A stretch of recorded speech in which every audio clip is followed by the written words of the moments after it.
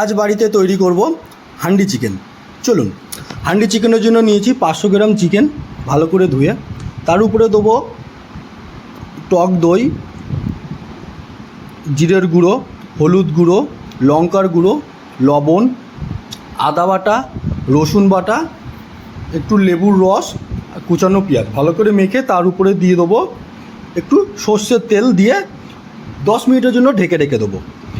অন্য পাত্রে মাটির হাঁড়িতে নিয়েছি আমি সর্ষের তেল। সর্ষের তেলটা ভালো করে মাখিয়ে নেব মাটির হাঁড়িতে। তারপরে দেবো গোটা গরম মশলা, কুচানো লঙ্কা আর টমেটো পেস্ট। ভালো করে নাড়িয়ানোর পরে তারপরে দিয়ে দেবো হলুদ গুঁড়ো, লঙ্কার গুঁড়ো, জিরের গুঁড়ো, ধনের গুঁড়ো আর স্বাদ মতো লবণ। ভালো করে নাড়িয়ে একটু ফুটে আসলে তখন বানানো চিকেনগুলো দিয়ে